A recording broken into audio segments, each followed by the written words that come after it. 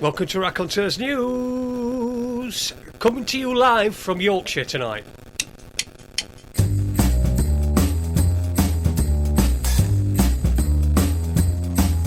It's 7 p.m. And it's Tuesday night. I got my laptop on and I feel alright. I got a few joints to roll and my munch is made. I got my headphones on and I'm closing the door, don't disturb me. It's time to stand up tall and say some things about the shitty world that we're living in. The boys at Raconteursnews. Raconteurs, Raconteurs, I said Raconteurs News, Raconteurs News, Raconteurs News, Raconteurs News, Raconteurs News. Oh yeah.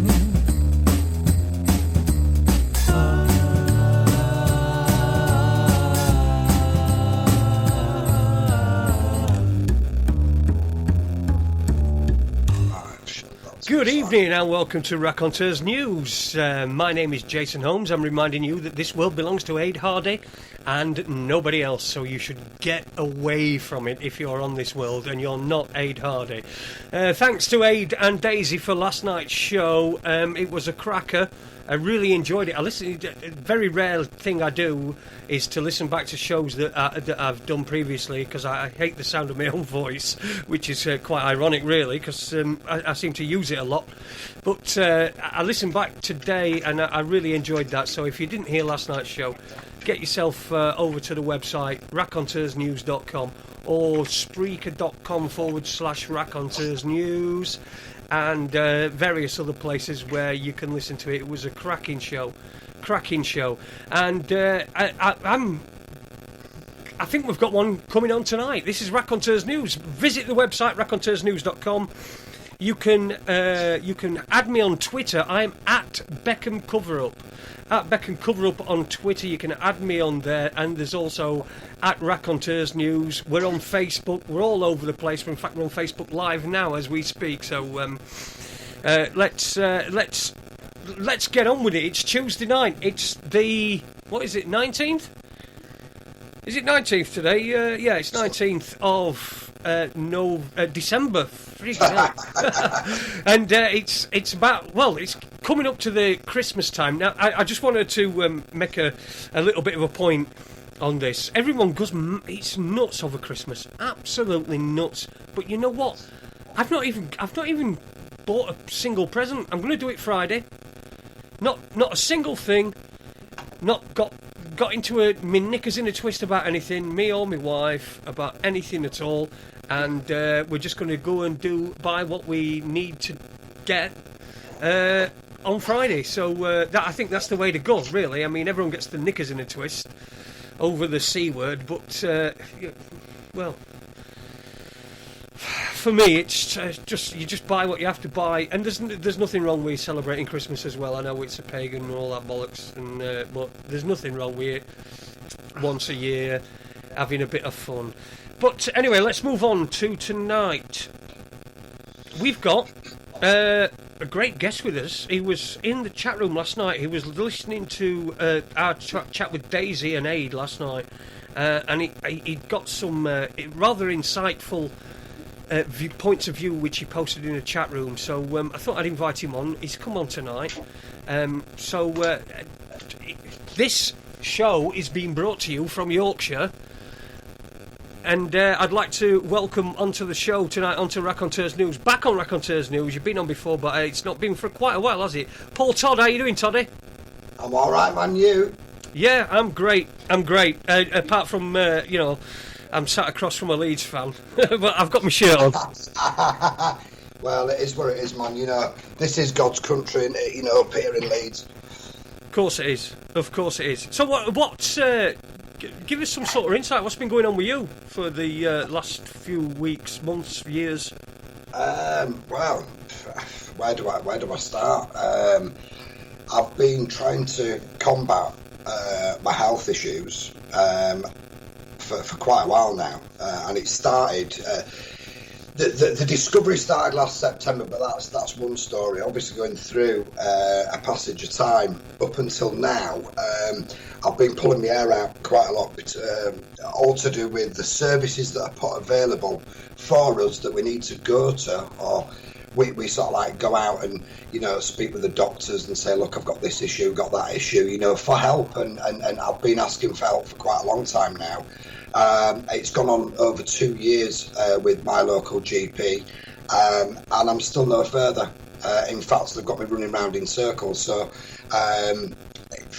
in a way, I'm in a position where, at the end of the day, I've explored every avenue that I can possibly do in the NHS, which is what's put there for us if we have got these issues, to go to speak openly, which I'm massively open when I speak to my doctor, and the things that I come out with,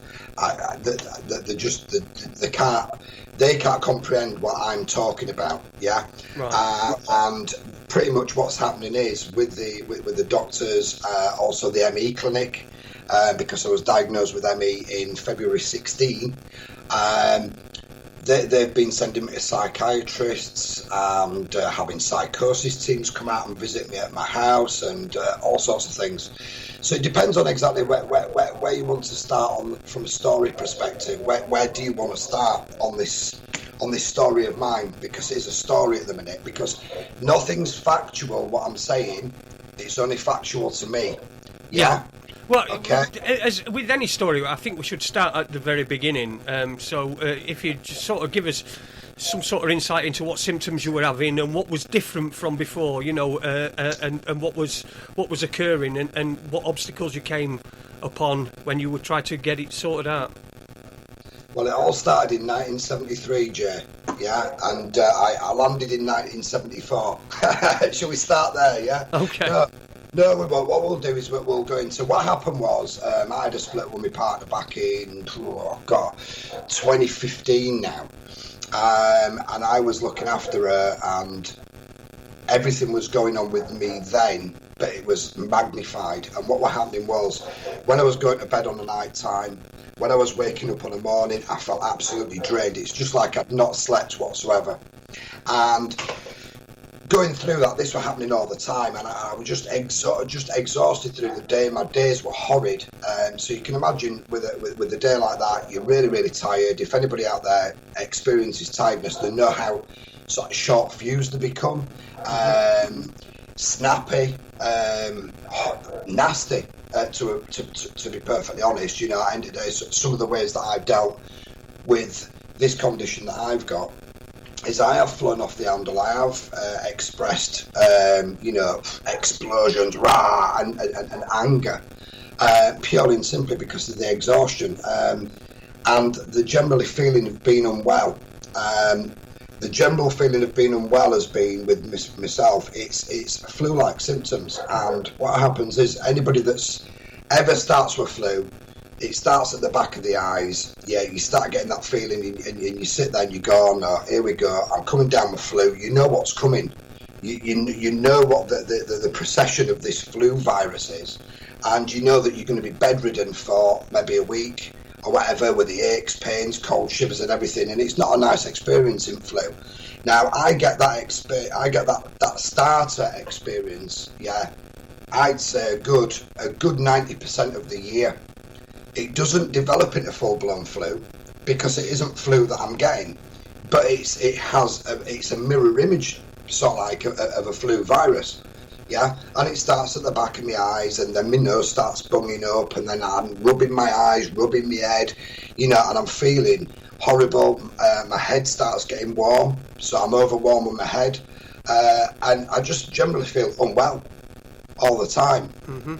And obviously what's happened is I've gone to the doctors in around about 2015. It was around about March, April time 2015, and I was urinating a lot. Yeah, I was up and down through the night, pissing like a good one, through the day, constantly pissing. And I'm like, well, what could it be? So I've gone to the doctor saying, well, is it diabetes? Is it this? They did blood tests. Come back, no, your bloods are right, this is right, that's right, no, it's not diabetes, ruled it out. And what happened was, I bumped into a good friend of mine that I used to work with many years ago, a chap called Ray Whitaker, and he works at Leeds Uni, and he's doing a doctorate, and he wants to become a scientist and all this type of stuff. He wants to feed the world, and he was telling me about this thing about growing food in sand, etc., etc. And I thought, I'm interested. Let's have a talk. He says, but I'm going to have to do it over here first because of my condition. I says, what condition's that? And he says, I've got ME. And I went, what's ME? And he says, I wake up on a morning, don't feel like I've slept. And as soon as he said it, I was like, hang on, that sounds like my symptoms. And then the more he's got into it, yeah, the aching of the joints, burning in your shoulder, all sorts of different things. I've then gone right, what I'll do is I'll go to a doctor's and I'll say, look, I think it's ME that I might have. So what they did is they did more blood tests, and it came back that I was vitamin D deficient, which a lot of people are, and I was also folic acid deficient. So they've referred me then, when they found that out, they couldn't refer me straight away to the ME clinic. They had to give me vitamin D tablets and folic acid tablets, which took 3 months of coming into my system to then get more bloods done, and then if I felt the same, then they'd refer me to the ME clinic, which is exactly what happened. Got to the ME clinic, seen this lady in there, got chatting away with her, went back a second time, and it was the second time that at the end of the day I realised that they could not help me. Having said that, this year I've been back, so that was 2016. Yeah, it took all the way up till February 2016 to get diagnosed with ME, and what happened there was quite simply, I went in, they invited me into this appointment, sat me down, she says, what we're going to do is we're going to see you today, discuss obviously the things that your symptoms and everything else. We send you away, we invite you back, and then we give you a diagnosis. I went, right, fine. Within half an hour, she'd said, right, okay, not a problem, just give us 5 minutes. She had a chat with the lady who was with her, and then she came back, she goes, everything that you've said is characteristic and suggests that you've got ME. Yeah, so they didn't even invite me back, they just diagnosed me there and then. Right. So I've come away from that, and we're now in 2017 at the very, very end. And my symptoms in 2016 got progressively worse, and I'm scratching it, I couldn't understand it. So ME is what I've been diagnosed with. Now I'm in a position where I am saying it isn't ME whatsoever, and I'm saying that I've been wrongly diagnosed. What is ME? I've heard of it, but I don't actually know what it is.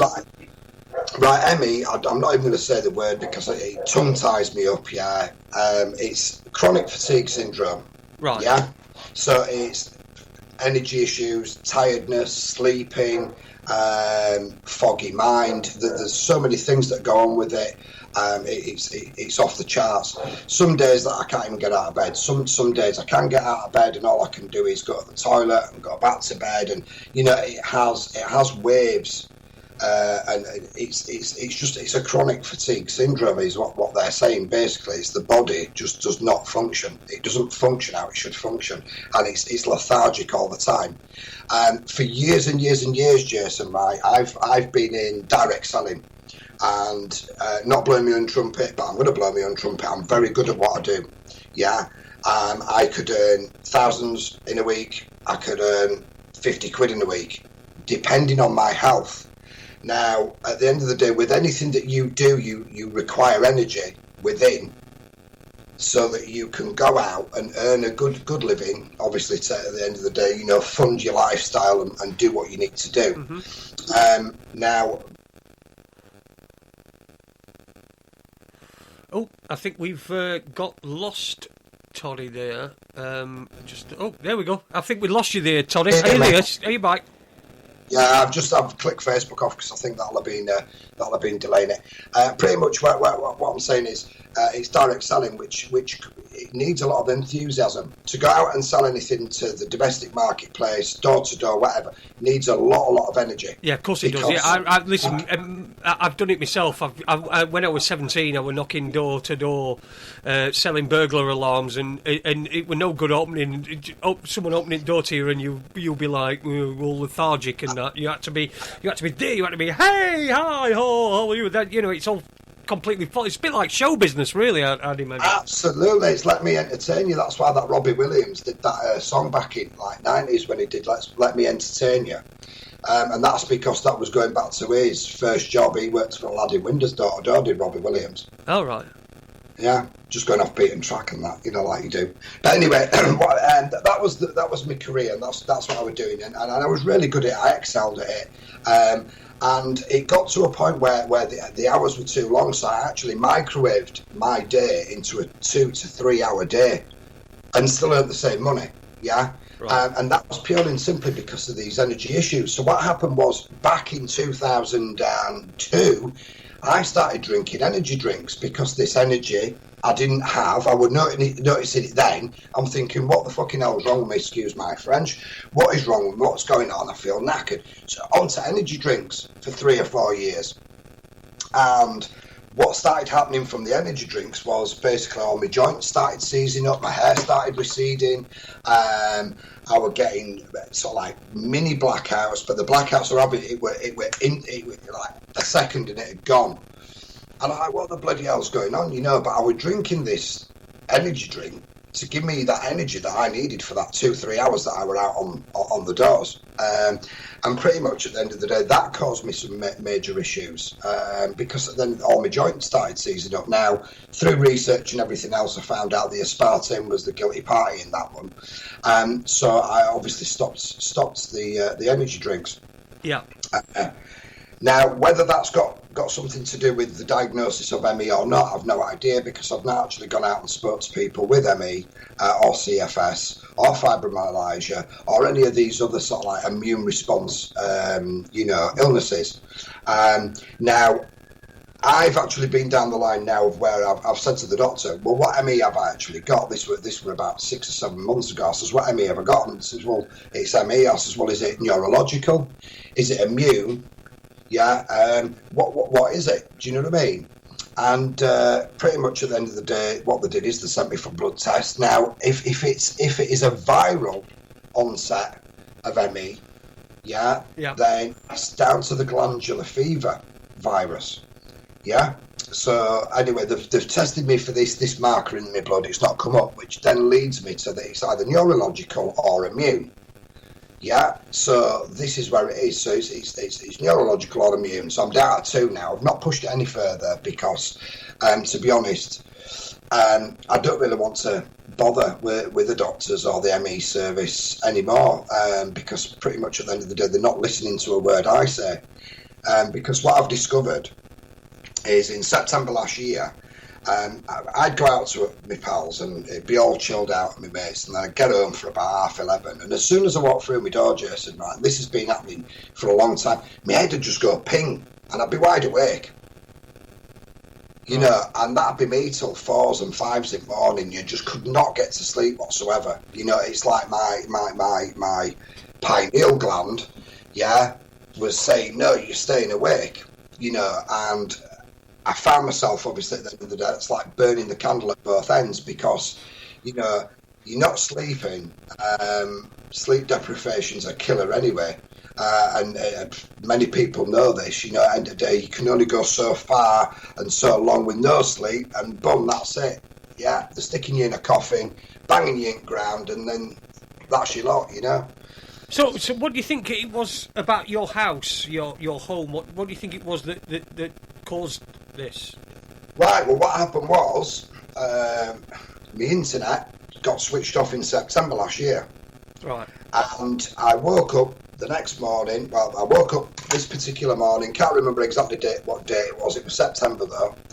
And I couldn't retrieve any data on my mobile phone upstairs in the bedroom. And I'm like, when it starts spinning round at the top and it's no connection. Yeah.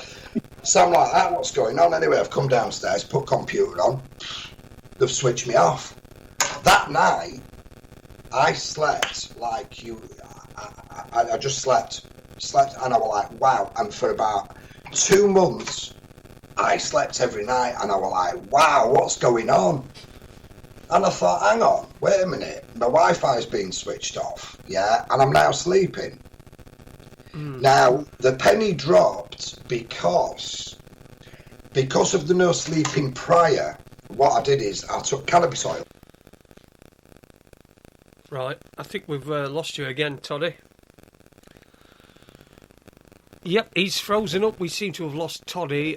Do apologise. Oh, here we go. We're back again. We lost you just for momentarily then, Toddy. What was my last word? It was about sleeping very, very well. Right, slept very well.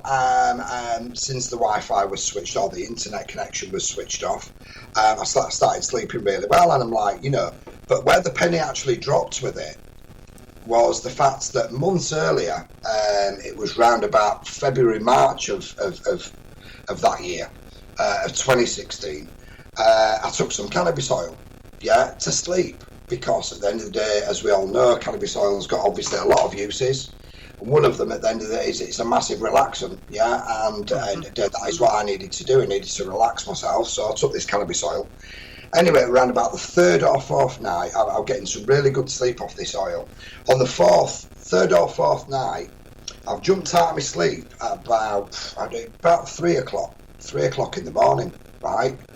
And I kid you not, I could feel my mobile phone at the side of the bed, and the laptop was underneath my bed, so it was underneath my back and my torso.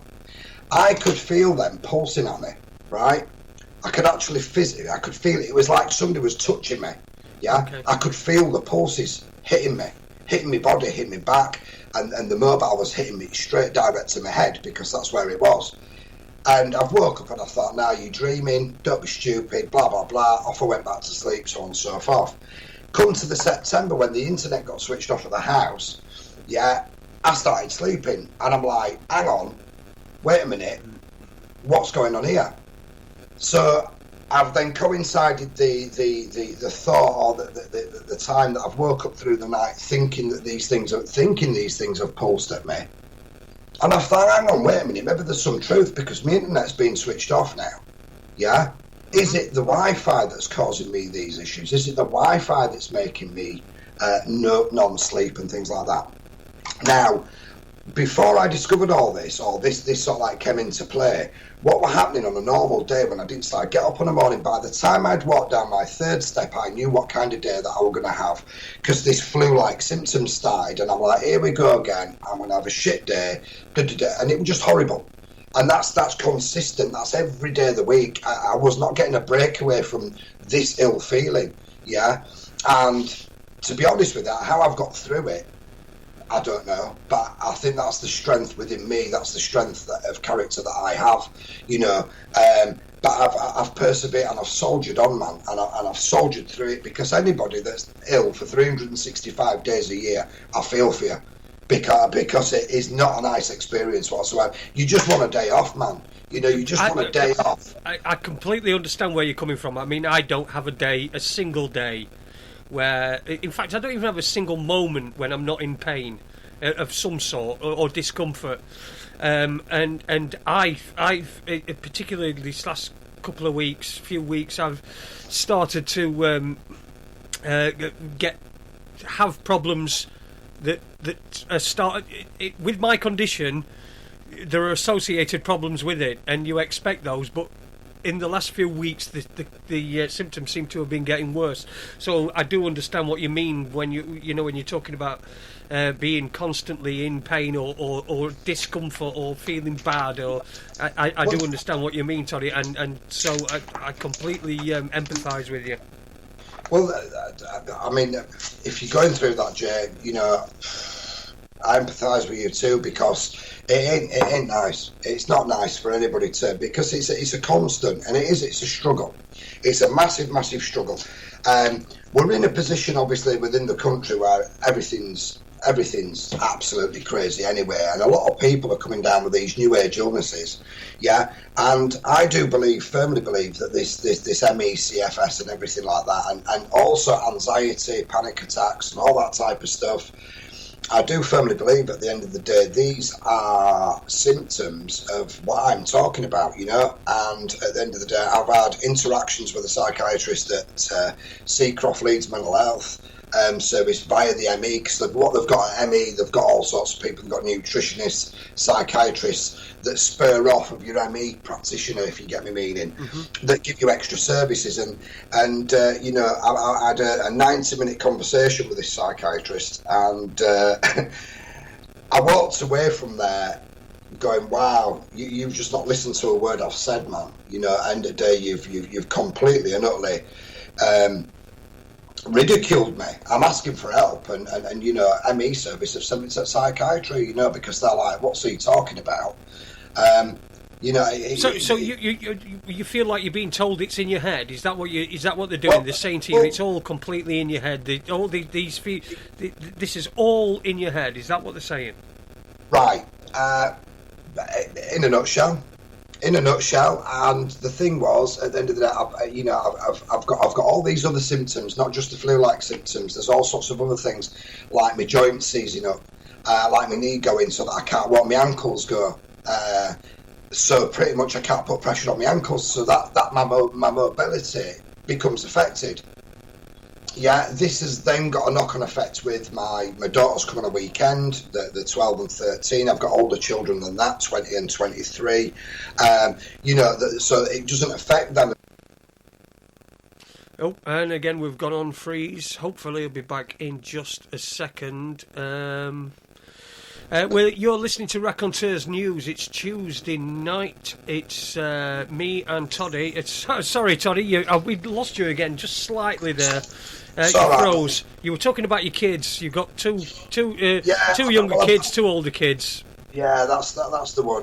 Pretty much at the end of the day, it's been causing issues with them, because obviously what's happening is when they were coming, especially this year, I've spent from mid-January all the way through to July, more or less, in bed this year. So that's 2017 wrapped up in a nutshell, as being pretty much in bed, dressing gown, this, that, and other. And I started coming round out of that. So I'm assuming what's happened is, since the Wi-Fi's been switched off in my house, what's happened is my body's actually closed down and allowed itself to recover, which has made me even tireder, because at the end of the day, if you can imagine that your body has an infection, your body creates white blood cells. Then white blood cells, what they do is they target onto the infection, and what they do then is they eliminate it to keep you obviously healthy and whatever else. So you imagine having an alien invasion within your body that's coming from a Wi-Fi router, yeah, or a mobile phone when you enable it to Wi-Fi, yeah, or a smart meter, yeah. At the end of the day, and you go within its parameter, and them frequencies are penetrating. Because let's not forget, it's a microwave, and microwaves penetrate and cook you from the inside. Yeah, okay. Yep. So your body's taking this kind of frequency, and it's penetrating. Yeah. My body's then creating white blood cells, so therefore at the end of the day I'm going to have an overload of white blood cells, surely, because when I move away from these frequencies, all these white blood cells are just stood round in my bloodstream going, well, where's this virus gone? Do you know what I mean? Yeah. Where's it gone? It starts playing hide and seek with it, so then at the end of the day I'm going to have an overload of obviously white blood cells, so that's probably going to deplete my energy as well, yeah? Mm-hmm. If you get that. Going back to symptoms and symptoms of obviously what I was having all sorts. I mean, I'm gonna give you one that's really, really, really, really sort of like personal, and it is quite embarrassing. But me being me, I'm open. I'll just say it anyway. I used to, when I jumped in my car and I travelled about and what have you, within a couple of minutes in my car. This is before the Wi-Fi was switched off in the house and all that type of stuff. And I was driving, and what I'd get is my anus used to throb, right? And that's the whole of my back passage. And I'm thinking bowel cancer, what's going on, and we're talking proper ache and pain, yeah, to the point where you freeze again. It keeps this. It seems to be a bit of a theme tonight. Toddy keeps freezing. There we go. You're back again. I'm back again. It keeps slipping off. So pretty much, basically, we're getting a lot of problems within my back passage area, and I were thinking bowel cancer. You're going to think the worst, aren't you? You know, when something like that's happening. Yeah. And I'm getting piles a lot. And I was also, and this gets a little bit off. Sorry, this is a little bit gross. Brown watery discharge out of my back passage as well, right? So this is one of the other symptoms I'll get. I mean, there's a lot more that I can go into, but I'm going to give you obviously raw. Yeah. What's happened is I then recognised that the Wi-Fi in the house was creating the problem. I then, after that, recognised Wi-Fi enabled on my phone was causing me an issue, and I didn't know, because when the Wi-Fi switched off in the house, I started sleeping properly. When I got in my car, I started still having these symptoms and these problems. Now, I'm in a car and it's a Faraday cage, isn't it? Yeah. Therefore, that phone of mine was enabled to Wi-Fi or Bluetooth, and what it was doing is it was looking for a Wi-Fi signal. And what it was doing, it was penetrating me. And when I say penetrating, that is exactly what it's doing. It is penetrating me. Yeah? And it was a while after that I realised, and I was like, hang on, wait a minute, let me turn this Wi-Fi off. And everything after that sort of like stopped. Yeah?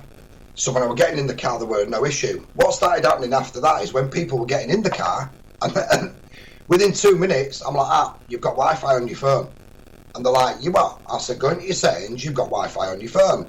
They've gone into it, and I said, let me look at your... Yeah, Wi-Fi's on, they click it off. Within 2 minutes, Jason, I'm picking up whether somebody, when they get in my car, has got Wi-Fi enabled or not.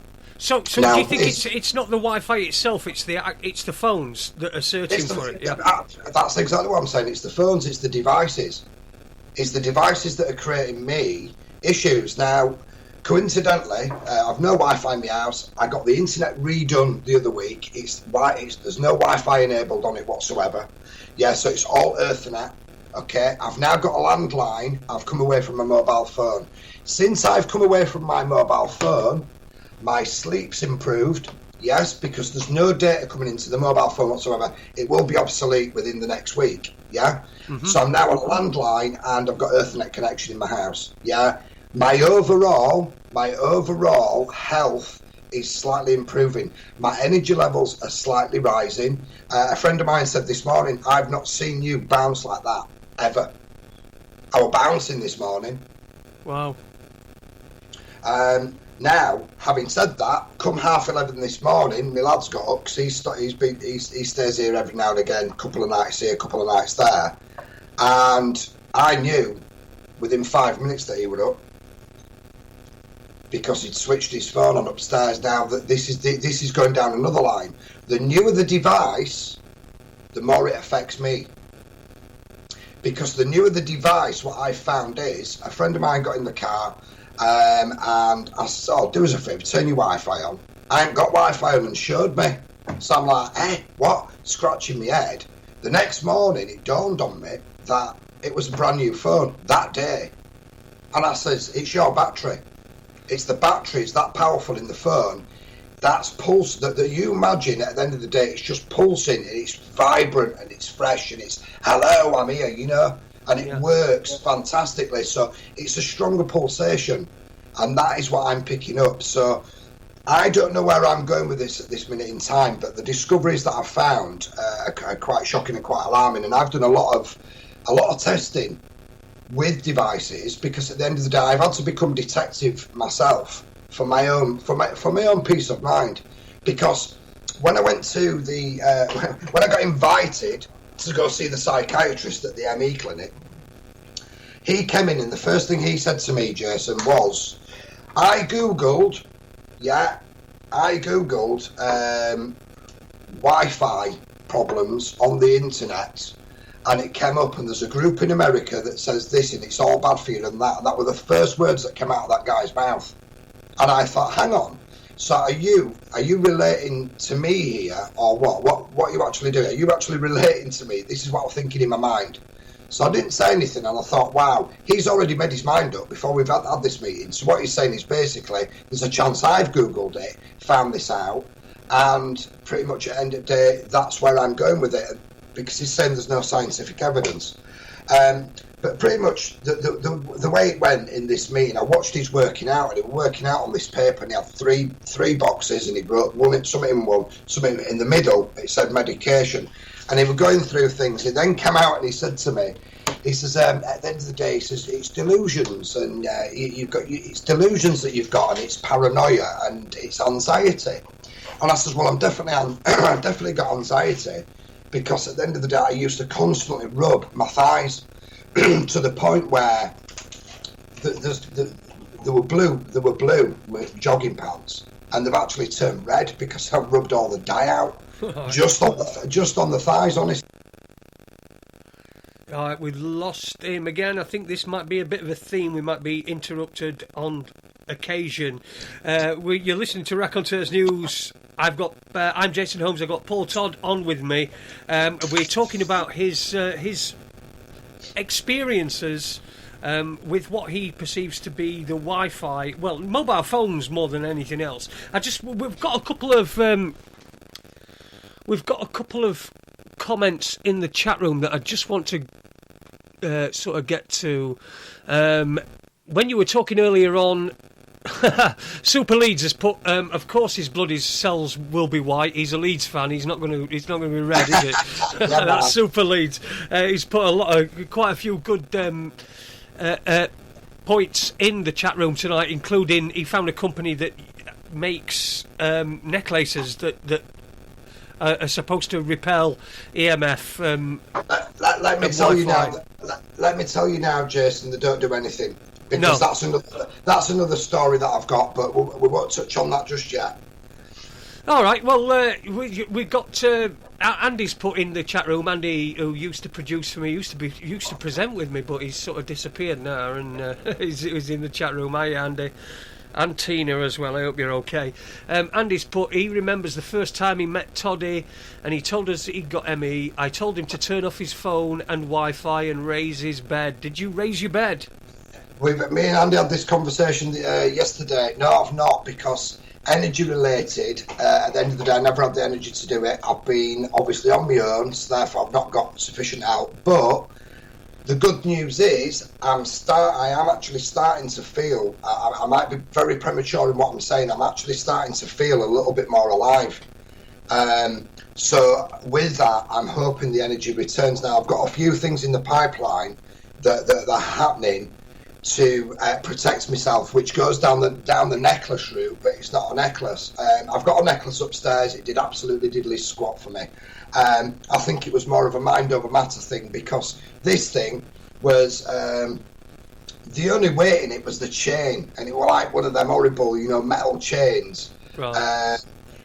With this plastic fob on. And what they've done is they've put this. It looks like a hologram of a circuit board in it. But what they've done is they've magnified the plastic so it looks more substantial, if you get me meaning. Right. Yeah. And I put it on for a week. It did nothing. Anyway, so Super Leeds has put bioprotectivesystems.com is the one that he's going to. He's going to get one for Christmas, he says. And he said seriously have a look as well. So, I mean, it's an option, isn't it? Somewhere there. I did read an article not so long back, and it was the government actually stating that they try to close down these people that are selling these kind of things because they don't work, they're ineffective. So there is people out there, again, it's like cannabis oil. There's people out there selling cannabis oil that ain't cannabis oil, because what they try to do is they try to profit from that marketplace, and people are just they're selling anything. It's not obviously raw, genuine material. So whatever. And again, we're in on one of the little areas where we have we've lost Toddy. There we go. He's back again. How you doing, Toddy? We lost you again. Yeah. What I'm saying is that the site that he's come across is probably a decent site. So if he puts the link in there, that'll be brilliant, because I'll have a look at it this evening. Excellent. Yeah. So Super Leeds, if you want to pop the link in to the chat room, and we'll get it over to Toddy, and he'll be able to have a look and get on with it. So, I mean, it's quite a story. It's mental because is a big part of it is that you're just not getting anywhere. Do you think you could get on top of it if you had some healthcare professional that would take you seriously and perhaps look at it, or what do you think? Right. Well, the way that I look at this NHS system, yeah, it's going kaput, yeah. But the fact of the matter about the NHS now, I've explored all avenues. I don't think there's going to be a relevant service on there that's going to take what I'm saying on board seriously, because I've been labelled delusional, paranoid, and I've got anxiety. Right? Okay. So now they've condemned me. I've gone for help, and I've now been condemned. They've condemned me. Right? Okay. So. And there we go again. It looks like it's going to be a theme of tonight. I'm expecting Toddy to be back in just a second. There we go. Here he is. How you doing? Are you there? Yeah, back yet? Right. I'm here, mate. I'm just here. lost you again. What I'm saying is, Jay, pretty much in a nutshell, yeah, they've wrote to me with their assessment, yeah, and their findings, and they're saying that I'm delusional, paranoid, and I've got anxiety, right? Everybody who knows me knows I'm off my nut anyway, yeah? But there's off your nut, and then there's clinically off your nut. Do you know what I mean? Okay, which I'm not clinically off my head, right? But some people might disagree, right? But what I'm saying is, at the end of the day, they're not going to put that level of professional care within that system, because if what I'm saying is correct, yeah, okay, if what I'm saying is correct, I've uncovered one of the biggest. How can I put it? One of the biggest crimes against people going, because if you look at the mental health statistics and what's going on in the mental health arena from the turn of the century, we've had anxiety problems, panic attacks just go through the roof. Now, if you look at obviously the operating systems that they're operating under, yeah, we've gone from 1G to 2G to 3G to 4G, right? Okay, we're coming up to this 5G, which I've not looked into because I don't want to just yet, because at the end of the day, what I'm discovering with my own health and what I've been doing is I've actually been putting the PlayStation 4 on, right, that's got a wireless controller. My girls on the weekend were coming, they were turning it on and they never turned it off, and I won't get into sleep till 4s and 5s in the morning, and my bedroom's directly above. Right. I was coming downstairs on the morning, I'm going, they've left it on, so I've educated my girls. I said, look, turn it off. Nah, that can't happen. So I took the remote upstairs, the controller upstairs, and I played the game from my bedroom, and both my girls like, Dad, you're driving car from your bedroom, do you know what I mean? And I'm saying the signal is penetrating that ceiling and that floorboard. Now, if you punch that floorboard, would you hurt yourself? And my girls are saying, well, yeah, of course I would. So if that can penetrate that, can it not penetrate your skin and your bone and your organs? And my girls are starting to sort of like realise now, yeah, what I'm talking about, because this stuff is penetrating us. Now, yeah, it is on a low level. My symptoms that I have are a hell of a lot worse than other people's. Yeah, but I reckon there's people out there that their symptoms are 20 times worse than mine, because I know there's a lot of ME patients that are actually bedridden 24 hours a day. They need 24-hour round care because they just can't get out of bed. You know, so there is a spectrum on the ME spectrum, like there is a spectrum on the autism spectrum. You know, there's different spectrums. You've got different symptoms for different things, and I've had some pretty shocking things where I used to, if I didn't get to the toilet, and if I didn't get to the toilet, I'm going to call you Andy then. If I don't get to the toilet, I've been called worse. Yeah, not much worse, but I have been called worse. Well, it's because you look alike. Right, pretty much. If I would get to the point where I used to get shooting pains up my back end, and if I didn't get to the toilet, yeah, pretty much, I'd mess myself. And it was just getting stupid. It was just getting to... Since I've removed Wi-Fi, mobile phone, I don't get shooting pains up my arse anymore. That's what I'm saying. Right. So I've removed these things. It's took me a long time to do it, yeah, because anybody that's had a dependency on something, drugs, alcohol, whatever it is, gambling, whatever, these mobile phones, yeah, are worse than all of them, right? And I say that because to come away from a mobile phone, you try it. You try it for a day. Try it for a day. Well, what I've done is I got rid of on my mobile. I don't have the symptoms. I don't know whether the symptoms that I get are linked to my mobile phone, my Wi-Fi, or anything. But I took Facebook from my mobile phone. I had a Facebook app on it, and I realised that it was just. It was wasting my time. It was like it was in my pocket. You know, you get notifications, and it's like it were in your pocket, and it was like saying, "Here, give me, come here, talk to me, look at me," you know. And so I've took Facebook completely off my phone. So if I now want to go on Facebook, I can go and do it on my tablet, which is what we're broadcasting on Facebook Live now. If you're listening to this, you want to see my ugly mug, you'll be able to see it on Facebook Live. But it's that I have to physically go somewhere. If I want to go on Facebook, yes. I either have to go upstairs and get my tablet, or I have to go on my laptop, because I felt that Facebook, what they were doing, most of the time, most of my posts never received any sort of any acknowledgement whatsoever, and so I thought, well, Facebook's taking everything that it wants from me, but it's not giving me anything. I'm not even getting a voice, so I deleted it off my phone. And now, do you know, the very first day, I thought to myself, you know, what will I do now? Because normally I'd be, well, I'll take my phone out of my pocket and I'll look at Facebook. But what will I do now? And that gives you some alternative, and I think it makes you more creative as well. It's an energy vampire in its own entity, and that's what it is. You know, I've been a Facebook user for a long, long time now, so at the end of the day, you know, for me to be critical of other people would be wrong. But what I'm recognising is it is. Now, I put a post up last Wednesday, today is the day. Andy Young commented on it, or quite a few people clicked like or whatever. Nobody knew what I actually meant, but that was the day that I came away from my mobile phone. That was the day the internet was reinstalled, because what I had to do was I wanted to connect with the outside world still, because if I come away from all of it, I'd be one bored guy, you know what I mean? Then I do need to have that level of, obviously, you know, connectivity with the outside world, because this condition has made me very isolated. I don't bother with it. It got to the point where I couldn't be bothered with people.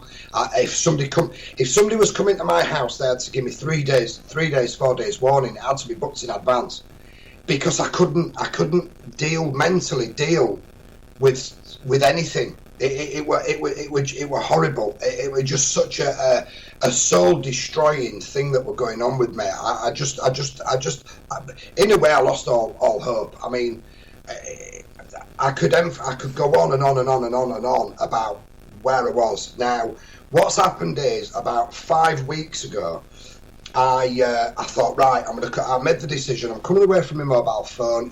I actually I was reluctant to, because it was my only form of contact. And then I thought, no, come on, let's get an Ethernet connection into the house. Let's go onto the internet that way. Therefore, like you've said, you've actually got to go to this. It's stationary. It's not mobile anymore. Mm-hmm. And if you want to go to Facebook, there you go. You log in, and then you can come out. Yeah, and you can go do what you're doing. And you're not tied to it, pretty much exactly what you've just explained. And I thought, right, that's what I'm going to do. So I'm Googling modem, router with no Wi-Fi. Notes coming up. So I thought, hang on, CCL in Bradford, which do everything to do with computers. So Googled the number, rung them up, and it was a Saturday morning. And this guy called Sean answered, and he said, "I says, hey mate, you're right." I says, "I'm looking for." I'm looking for a router with no Wi-Fi. He says, "Well, we do a modem, blah blah blah, which is a dial-up." Yeah. Mm-hmm. Now, a router's obviously completely different to a dial-up, but it does have a modem in it with a router. So he says, can I ask you why? And I says, yeah. So I've explained to him briefly. I says, look, Wi-Fi, I can't have it. It makes me ill. Blah, blah, blah, blah. And he turned round and he said to me, I know exactly what you mean. And I says, what do you mean? He says, my partner's grandfather, which turns out to be uncle, we got it wrong, was really, really ill. We thought he was on death's door. And what happened was we all sat down and we discussed when his illness started and what changed. And, they all came together and discussed it.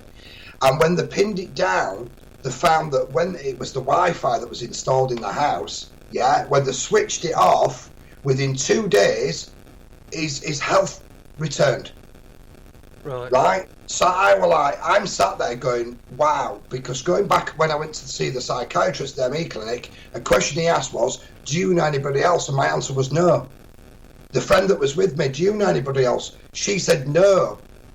And obviously the psychiatrist says, well, I don't know anybody either. So that's pretty much all three of us agreeing that nobody knows anybody else. It's just you, Paul. You're delusional. And that's incredible to me that a professional would do that. It really seems to me to be incredible. But there's a reason why. There's a big reason why he turned round and dismissed it, because he'd already gone onto the internet and checked, and Google searched Wi-Fi issues, blah blah, health problems, and in fact he come across a website that were downplaying Wi-Fi, saying it does this, it does that, and basically he's already labelled it himself conspiracy theory. And that was before that's as soon as I went into that room, that's what he said to me. Going back to the story about this guy called Sean and this uncle, we emailed and stuff like that after I says, wow, I can't believe you just told me that. Ironically, I'd rung and he answered. And it was sort of like another avenue into my sort of like detective-ship now. Do you know what I mean? Being a detective and what's going on. Anyway, eventually I got the number for this guy called Fred in Skipton. I said to Fred, I said, how long have you been like this? He says, 20 years. And I went, 20 years? I went, wow. And he says, it started when I was 57 and I'm 75 now.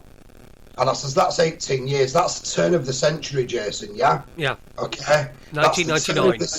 That's the turn of the century, okay? The turn of the century is a 20, which is double X in Roman numerology. It's all that business. Obviously double crossing. So I think we're going into a double cross period. But anyway, that's getting off beaten track. So I got chatting with this guy, and I straight away knew that he did not want a level of questioning, because he's 75. He's got a time limit on his life. He's spent 18 years really ill. He wants to live his life out.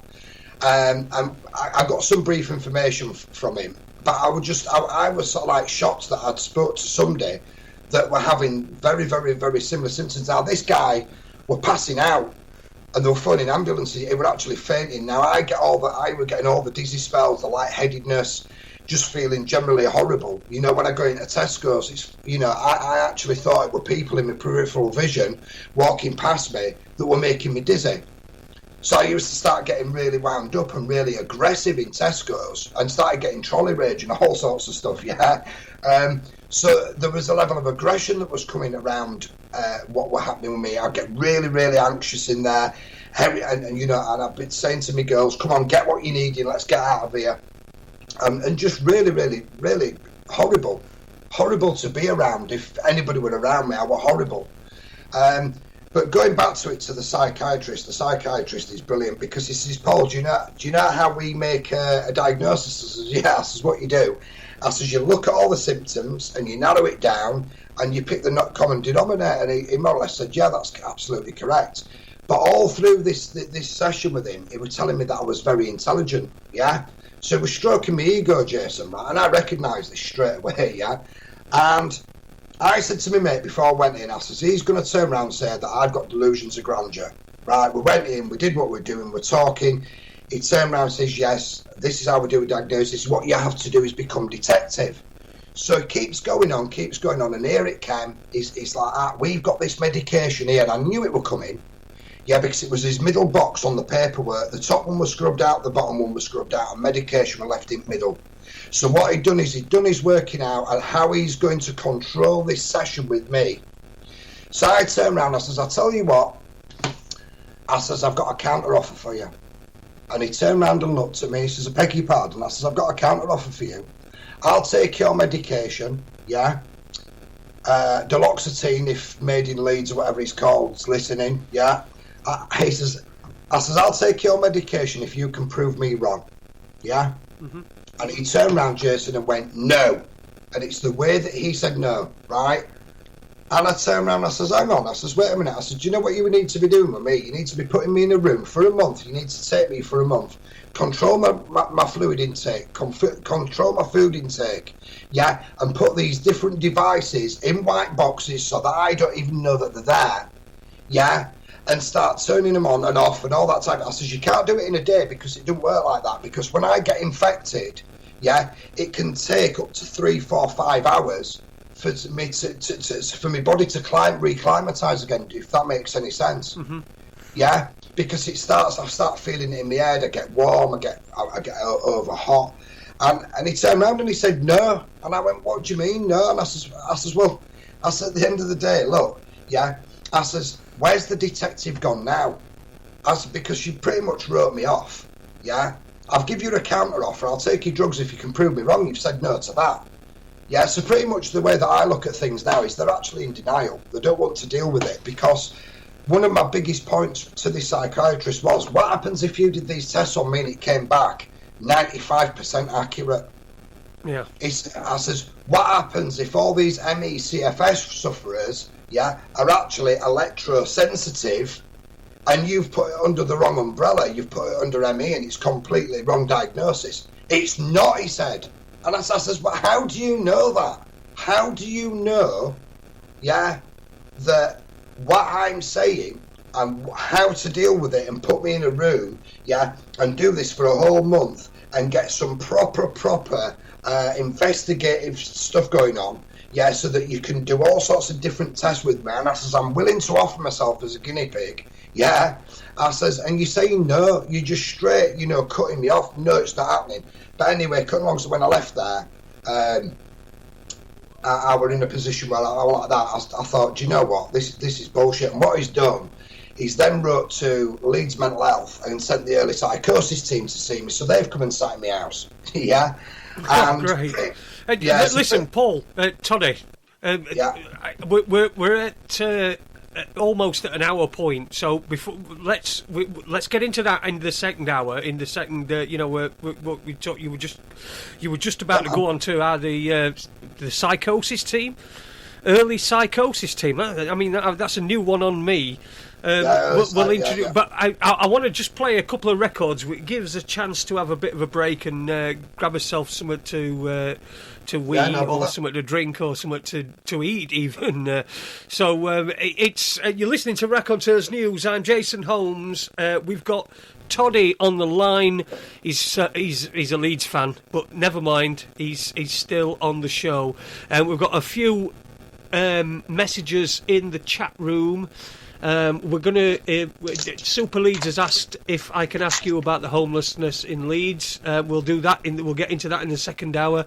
And he says also, can you get 2 devices that fit in your electrical sockets and they use electrical cabling in your house, so no Wi-Fi? I don't know what... I've no idea what that is, but I'm sure we'll find out about that. I've got an inkling of what he's talking about because the old kid in Skipton, that's exactly what he changed to. He changed to do a device that he plugged in, and what it did is it counteracted against frequency and Wi-Fi signals. And at the end of the day, he's had a better. It's made him better, pretty much. Right, sweet as. Yeah. Well, anyway, I'm going to play a couple of records. It's time for you to get yourself skin up, I suppose. Skin up, pour yourself a drink, do what you want. All right, so we'll be back in a couple of. Well, we'll be back in about 10 minutes. Yeah, man.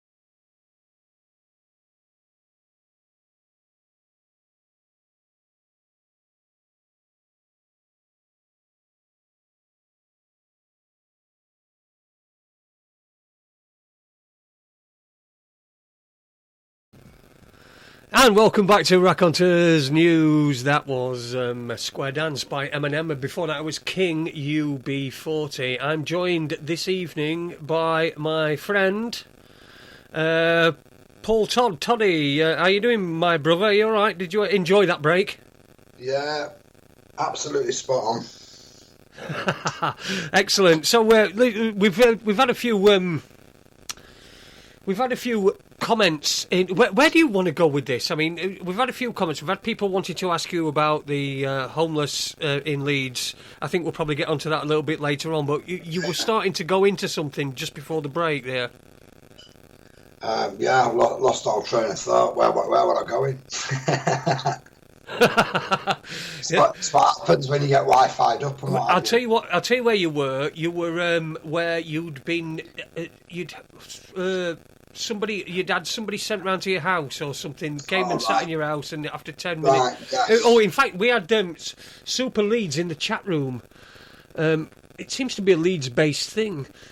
Super Leeds in the chat room says he had a woman come to his house, never met her before. Within 10 minutes, she had decided I was psychotic and put me on duloxetine. Duloxetine is what the psychiatrist from the hospital advised that I take for my delusions and my paranoia and my anxiety. Now, at the end of the day, I reluctantly, the doctor actually wrote to me, my doctor, and I've got the paperwork upstairs. And every time they've wrote to me for asking me to ring them back, it's always been in lower, sort of like lower font, small font, probably a 12 or something like that.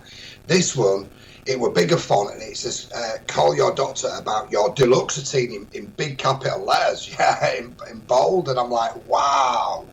Yeah, what is going on with that? So pretty much, I rang in for a phone consultation. Doctor rang me back. She says, she says, this medication. I went, well, yeah, I'll give it a try. And she goes, I think that's a very, very sensible decision, she's saying. And I thought, you just want me off your case. That's what you want. So I went and picked prescription up. The prescription's in the drawer. I've not taken one of them tablets because I won't do it, because I'm anti-pharmaceutical as it is. Because, as we all know, which I've said to my doctor, I've watched people take these medications and then get another side effect, which is actually the effect, which is what the lady said last night, and it resonated straight away. And my previous partner, she ended up on 13 different tablets on a morning. You know, all within sort of like a 12-month period. There were different medications being added. You know, amitriptyline, gabapentin, then obviously. Oh my days, gabapentin. I mean, I used to be on gaba when in 2010 when I had the blood clot in my leg and I got all the nerve damage in my lower leg. They put me on gabapentin, and in fact, it's coming up to the anniversary. I think it must have been about 2012, something like that. But one Christmas, I ran out of gabapentin, and the effect on me, my wife to this day calls it the rage, the day of rage. I was just raging. It was Christmas, and I was just raging, and there was something that I couldn't put my finger on, but I was just so angry at everything, and no matter what anybody said to me, it got me. And do you know something? I found like a blister pack of them in my cupboard drawer that it obviously eluded me. So I took one, and 20 minutes later I was fine. I was perfectly back to normal. So getting off that stuff, gabapentin, what a terrible, horrible thing. I'm off it now. I'm well clear of it. But I mean, the thing is for me, I mean, I actually sat and watched one tablet turn into two tablets, turn into 4, turn into 8, turn into 12, you know. And I watched all this medication just building up and building up, because the thing was, me being me, I actually went and did the repeat prescription for my partner, and went out and got it because she were in a bad way. But the amount of drugs that they were feeding her and giving her were just absolutely ridiculous. And we're talking like Oxynorm and OxyContin, which is a controlled drug, because it's an opiate, The stuff that they're giving people is just absolutely ridiculous. Now, I got into a situation where pretty much this psychiatrist has liaised with Leeds Mental Health. Leeds Mental Health have wrote to me and said, we're coming out to do an assessment. I've gone, yeah, brilliant. Now, me being me, I wanted somebody here to evidence what was going on. I wasn't going to do this on my own in my house. And they insisted that it was a home visit, yeah? So I'm like, yeah, all right, not a problem. Now, every appointment that I've had has been at 2 o'clock. So when I've opened this appointment letter, I've gone, right, boom, boom, boom, boom, like you do. And I've put it with my important paperwork. Because I don't open letters, Jason, yeah? I only open letters that I recognise where they're from, okay? So when it comes from the hospital and places like I recognise their envelopes, I recognise their text, yeah? So I've opened it, right, brilliant. And I've had it in my head, 2 o'clock on this Friday. So what's happened is I've gone and picked my mate up, yeah, and then I've gone into Tesco's, got Wi-Fi'd up to death, so we're already Wi-Fi'd up. Got back here at 1:30, thinking, great, sorted, I'll be relaxed when they get here. They were coming out my path, so I said, are you here to see me? Yeah. I said, what time of appointment? This is 1 o'clock. And I went in, it's 2, so I went and got paperwork, come down, I went, I'm really sorry. Yeah, it is 1 o'clock. So anyway, we sat down and got talking, but I was on edge. I was actually on edge. I was physically on edge. So therefore, at the end of the day, I was unnerved, and at the end of the day, I couldn't relax. So therefore, I was sat in a chair. But to be fair, that's not the healthcare professionals' issue, is it? It's you misreading it. That's all. That was absolutely. That was my fault. But it says a lot about your state of mind at that point as well, doesn't it? Yeah, because pretty much the way that I needed to deal with things was when somebody's coming, I had to build myself up to that day, Jason. If you get what I mean, I knew that day was what you mean. I really do. I knew that day was coming, so that therefore I've done all the mental preparation for somebody coming to my home, and I'm a very private guy, yeah, very private. So anyway, they've come in, we've sat down, they've sat on the settee opposite me. I've sat where I'm sat now on my chair, which is in front of the computer, and pretty much we've got into a conversation and what have you, and they're talking about my reports of mobile phone interference and whatever. And one of them's turned around and gone after about 20 minutes. Can I go to your toilet? Oh, can I use your loo? And I turned around and I said, no. Now, I'd said to my mate before, I says, they're going to ask to go to my toilet, you know. Yeah, and anyway, she's come out with that. My mate's looked at me as to say, how do you know this? I says, I just know what they're going to do. So anyway, she says, can I go to loo? I've said, no. Yeah, I says, no. You could have cut the atmosphere like that with a knife. Yeah, just... But what my friend said to me when I first sat down, he said, this is not you. She knew, she went, this is not you for 6, this, on it. And I turned around and I went, yeah. You know, because I was late and I'd not relaxed in my own home to then invite them in and sit them down so it was a relaxed atmosphere. I was really on edge and all that. And my mate noticed this and she says, you know, this is not you for 6, this, in front of these 2 mental health workers. And I turned around and I says, yeah, it has. So they must have picked up on this and known. I said, look, we've been the thing. I'm already Wi-Fi'd up. I explained, yeah, I'm a little bit on edge and this, that and the other. But anyway, she's gone down the route of, can I go to your toilet? I said, no. Anyway, what's happened this year is because obviously at the end of the day, you know, sleeping all the time, all I could manage was strip washing, Jason, yeah? Right. So pretty much my bath that were in the house then at end of day, you might as well get washed in the sink, you bathed in the sink downstairs, we did it, mate, yeah? So pretty much what's happened is I got an occupational therapist involved through Leeds Adult Services. They came around, did an assessment, they put in an application to have my bathroom changed to a bigger bath with a shower and a new sink and new toilet and all that. Anyway, it was successful, it was accepted, and they've changed it. So I said, look, you know, I've done all this. 5 minutes later, the other woman turned around, she goes, oh, I used to be an occupational therapist, I don't know if I mentioned. And she went, I used to go down and do all these recommendations. I'd love to see a finished bathroom. Can I go and have a look? And I turned around and I went, no. I says, maybe next. So that's 2 of them asking to go to that bathroom, to look at my bathroom. And I thought, wow, you're here to see me. Yeah, not my bathroom. Yeah, that might, you know. But anyway, cut long story short, I turned around and says, no, I'm not having any of it. You know, I pretty much at the end of the day, let's get on with what we're supposed to be getting on with. And when they left, they wrote me a letter back saying that I'm delusional as well.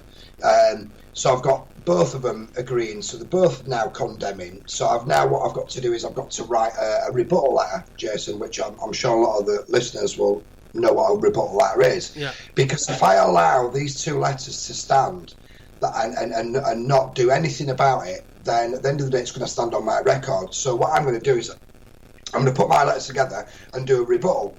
Yeah. And at the end of the day, hopefully that'll be the end of that. Yeah, because then that will go on their record that I've put a rebuttal letter on, because it's not helped me in any way, shape or form in respect to PIP.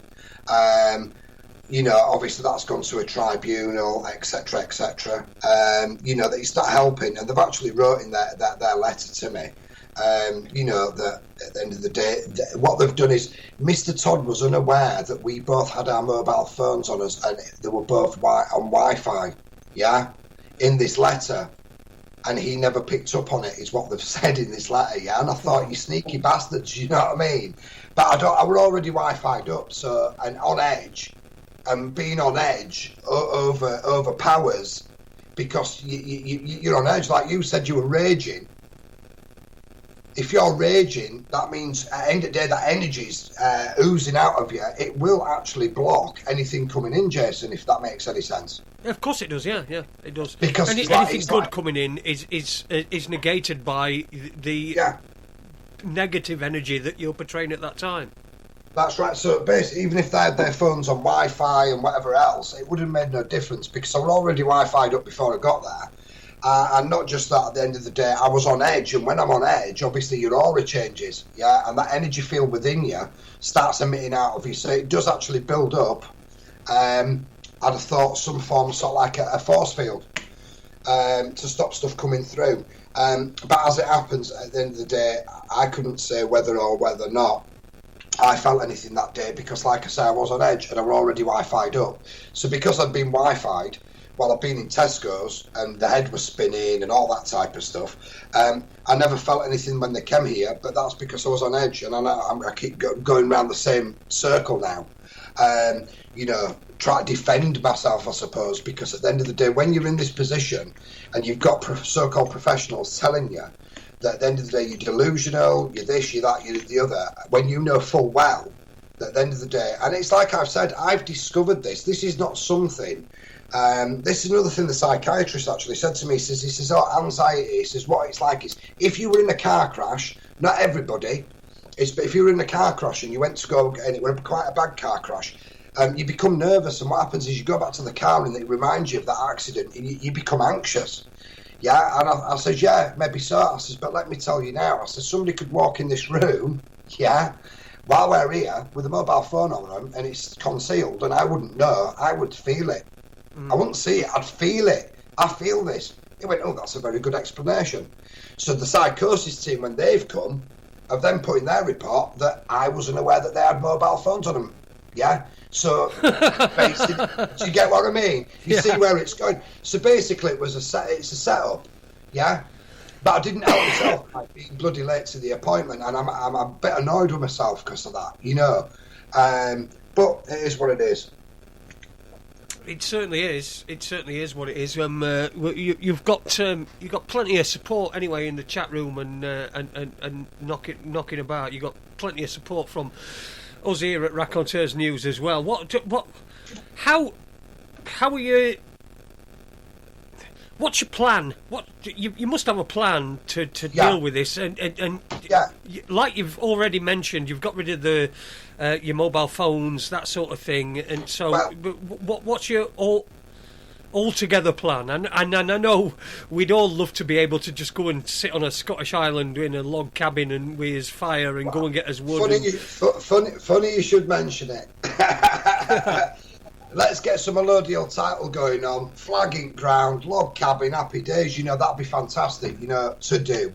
But at the minute, practically, it's not, because I'm looking at the bigger picture here. This has stopped me earning money. Yeah, which I'm not going to be funny when I say this. I used to be able to go and knock doors for 2 to 3 hours a day and earn £1,500 a week, right? That's a lot of money per annum for little energy transfer, right? As we all know, it's fake currency anyway, and it's not worth shit. But it's the way that people trade. It's what's recognised, yeah. So this has stopped me earning. This has stopped me living, and it's left me in destitution in a big way. But now I'm discovering it. And I'm starting to make these changes, which is I removed the internet September 2016. That's when I started sleeping. What I'm finding now is that when I've completely got everything out of my house, I sleep very well. The minute my lad's here, I mean, I've wrote my memoirs over the last sort of like 3-4 weeks. I'm not really going to go into them, but I've done memoirs. Really quick story. My lad got a new phone. He got it sent here. He's on his new phone and what have you. It came with his telly tablet, right? Anyway, cutting a long story short, he's gone out. He's gone to do whatever he was doing, and he didn't come back that night. And I'm sat in bed and I'm like tossing and turning. And I'm like, wow, something's keeping me awake here, right? And I didn't know what it was because he wasn't in. Because I thought he'd come in. So what I used to do was ring his phone. Right, and if his phone was on Tesco Mobile, I knew that he put it on aeroplane mode because I told him that you need to do that when you're in this house, yeah. Because putting it on aeroplane mode stops signals. It doesn't stop all signals, but it reduces the amount of signals that are coming out of that phone. Nobody can get in touch with you, and you can't ring out because it's on aeroplane mode. Yeah. However, if it's Wi-Fi enabled, the Wi-Fi still works. Yes. Yeah. Of course. Yes, if you've got Wi-Fi enabled and aeroplane mode on, it will still search for a Wi-Fi signal. Yes, because that's a completely separate. Well, they do say that if you're out of Wi-Fi zone, turn the Wi-Fi off, simply because your battery life will be seriously diminished. Because whilst ever you've got the Wi-Fi enabled on your phone, and there is no Wi-Fi signal for you, then you will it will continue looking for it, and you'll look at it for it at a greater rate. So yeah, I can completely understand that. So leading on, what's happened is my boy were out. This was a Friday night. I didn't get to sleep till 6:30 Saturday morning. I were like, and this is only a couple of weeks ago, this, Jason, right? So I'm like fucking fuming. Because he wasn't in, so I'm like scratching my head. What is it? Now, my daughter was here, and she had a little iPod, and she was going over the road to use the Wi-Fi over the road. So I automatically thought she's left it on. But because I know what breaking your sleep's about, I wouldn't go in and wake my daughters up. Yeah? Yeah. So I waited till in the morning. So it was about 10:30 I woke up so a couple of hours, Kit, got up, I've gone in. I says, have you had that? No, Dad, it's been switched off, and it was. And I was a little bit shitty with her because at the end of the day I thought you should be more mindful because I've gone through all this with them. Which is another thing. Obviously my daughters didn't want to come out here anymore because there was no Wi-Fi. So it created a family issue as well. Yeah, I've had that for the last year. You know, it's boring, Dad, there's no Wi-Fi. So, you know, there's a big issue coming with having no Wi-Fi in the house. What about in the area that you live? I don't know how close you are to your neighbours, but if your neighbours have got Wi-Fi as well, there's not really any escape from this, is there? Nah, we're getting there. Let me just finish this one and I'll come back to you on that, right? Okay, so what's happened is, the following night, which was Saturday night, my boy was still out, so I've got in bed, sat on my bed, and I got these feelings in my head straight away, and I'm like that. I was saying to my mate, I said earlier on it there, it's like there's something behind my head, yeah? That's I could feel it. I could feel it all in my head. I started getting the dizzy feeling, the flu-like symptoms, and just feeling absolute shit. And I said, listen, I'll phone you back in a minute. I went in the bedroom, and there's a chest of drawers at the back, on the back wall behind my bed. I've opened them up, gone into the bottom drawer, and there with this telly tablet, I've clicked the button, and it was powered on, and I was like, wow. So I switched it all off and put it in, but I was anxious then because I thought, is it off? Isn't it off? Do you know what I mean? But anyway, cutting long story short, it was the telly tablet that had kept me awake the Friday evening, all the way till 6:30 Saturday morning. Yet again, that was enabled to Wi-Fi, and it was searching for Wi-Fi. With it being brand new, the pulsing, is more vibrant. Right, Yeah, of course because it it's is. brand spanking new. You know, when you go buy a new car, everything's singing and whistling and dancing, isn't it? Do you know what I mean? If you drive a new car out at showroom, it's the same with anything that you purchase. It's brand new. It all works fantastically, and that's it. But going on And to of course, that, it's been the capacity's been increased from the previous brand. So if you've got a brand of, Yes. of a phone that can pick up Wi-Fi, or it can, you know, it transmits and gets Wi-Fi from much further afield as well. Do you know And how- do you I know- would imagine it would be. Depending on the phone and depending on the company that you're using, it would be quite specific things that it was trying to locate. I wonder if that would increase it. You know, if it was trying to, if just say you've got an EE phone, or you've got a Vodafone, or you've got an O2 phone. If that phone is trying to specifically get onto an EE or a, you know, Yeah. its own servers. And using more and more power, if that's causing you an issue, then it's going to get worse and worse. Yeah, well, absolutely. And obviously the thing is, you know, my condition has got worse. 2G, 3G, 4G. We're coming into 5G. But what's happened is Ofcom actually sold the 800 megahertz to, is it 1600 megahertz or 19? There's two different bands. They've sold them to EE and Vodafone and O2. They've sold out in 2013 that bandwidth. They've actually sold it of Ofcom, yeah, and I'm just wondering why. Because Well, I believe that they think that they knew that liabilities are going to start coming up, yeah, and I think they've sold on before people cotton on, because with me, I've loss of earnings. It's affected my family. It's affected my health. Mainly my family, my daughters. I've not really had the dad. You know, that's the position that I've been in. But going back, obviously, at the end of the day, from coverage, your mobile phone can speak to a transmitter up to 50 mile away. Have you disappeared, Jason? You have. Right, okay. Yeah, your mobile phone can speak to a receiver up to 50 mile away. But everything's close proximity, so you've got all these Gwen towers going up. I've got a Gwen tower at the top of my street. It's probably about quarter of a mile from my house. But there's also a Delta tower there as well, which is for police and ambulance and fire and army and all that type of stuff, which is a completely different frequency.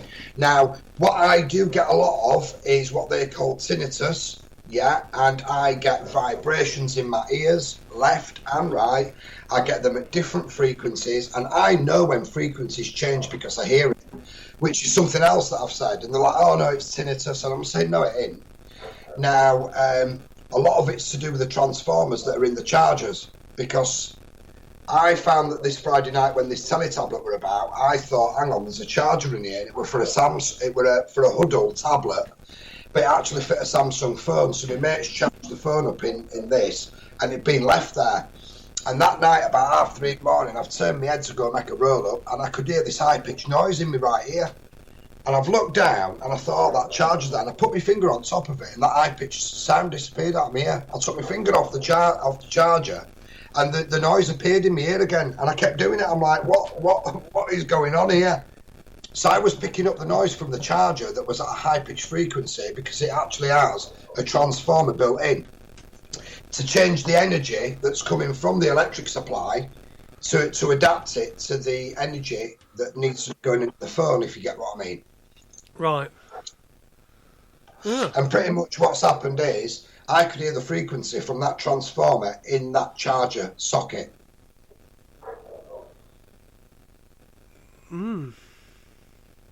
Which it can't be a good thing. I'm sorry, Paul. I've just been a bit sidetracked. My phone that I'm talking to you on Skype on, we're just gone low battery, and I'm just hoping that I've just plugged it in. Right, okay. And Another thing. I mean, yeah, the thing is, we're constantly getting surrounded now by, obviously mobile phones have took off. They've gone to the next level, next generations, things like that. They're getting more complex, and it's like a computer. Are you there? Yeah, I'm here. Yeah, it's just like basically it's like having a computer, isn't it? That's what it is. That's what its function is. But you can make calls and everything else. Now, the way that I look at it is obviously at the end of the day, you've got lots of different things that are on the increase: Alzheimer's, dementia, cancer, OCPD, which is the lung disorders that are starting to rise on a big scale. You've got all sorts of different things that are happening. These new age diseases, like I said, the anxiety, the panic attacks, and whatever else. People won't come out of their houses because they've got all these issues. But if you go back to the 1800s and you actually look at when they first electrified, New York, because New York was the first city on the planet to be electrified, which was Thomas Edison. So that when they electrified that, the rates of cancer, diabetes, and asthma went through the roof. Right. So went through the roof. Yeah. Okay. So we're technologizing ourselves to death. So pretty much back then, cancer, diabetes, and asthma went through the roof. Yeah. So now we're like 140, 150 year on, we're now in a position where we're increasing the electricity that we're using, and we're actually walking around with these electronic devices in our hands, at the end of the day. So with the cancer rates going up and to predict cancer rates... And also, don't forget, I mean, people, the way people carry these devices, I mean, not just in his hands, but next to his bollocks. If you're a bloke... you've got your phone in your pocket. It's right next to your bollocks. Right, well, isn't it? I've had my crown jewels done, mate. I got nip and tuck over 10 years ago. So at the end of the day, yeah. But absolutely, it's in an area that it can kill the sperm, can't it? That's where you're going with it. And going back into my car when I was getting these feelings, I used to either get it in my legs, where it were a deep throbbing ache in my legs, or it'd be straight in my back passage, yeah. And, that is not good, because I'm in a position where at the end of the day, I don't get that now, because since I've removed having phones in the car, I don't get that throbbing in my back passage no more. Yeah, put it back in, it affects either my legs or as soon as I do it, that's what happens. So I've discovered that is what was causing these issues, right? Now, my daughter jumped in the car a few weeks ago, and we're driving along. They don't have mobile phones, both my daughters. And I'm sat there and I'm like that, and my legs started aching in the car. And I turned around, I said, "Have you got a phone on you?" And she went, "Oh, just my friend's iPod." Yeah. I went, "Is it on Wi-Fi?" And she's gone, "Yeah, sorry, Dad." But it was down, but she had a hoodie on, and she had it in the pocket in the hoodie, which is at the same level as my legs, Jason. Yeah. Mm-hmm. So as you can imagine, obviously at the end of the day, the weight where it was penetrating was my left leg. That's where I was getting the issue and the pain. It's a right deep throbbing pain. She turned it off. Within 5 minutes, that pain sort of like started easing up. Yeah, and along I went. So I'm discovering more and more and more. My mate came. I'll give you another example. My mate came to my house. Yeah, he's got exactly the same phone as what I had, which is the iPhone 5S. Quite an old phone now. So it's not as vibrant. So therefore, the emission that's coming out of it, it's not as vibrant, so therefore it's a little bit worn, shall we say. So therefore the parts don't work as much. And he would complain about it not working very well, and it starting getting hot and all this type of stuff. Anyway, I came to my house and we were in my kitchen, and within 5 minutes I'm rubbing my head, and it was vigorous rubbing my head. Like, it looks like I've got psychosis, yeah, right? Because that's a sign of psychosis. And he says, "You all right?" I went, "No."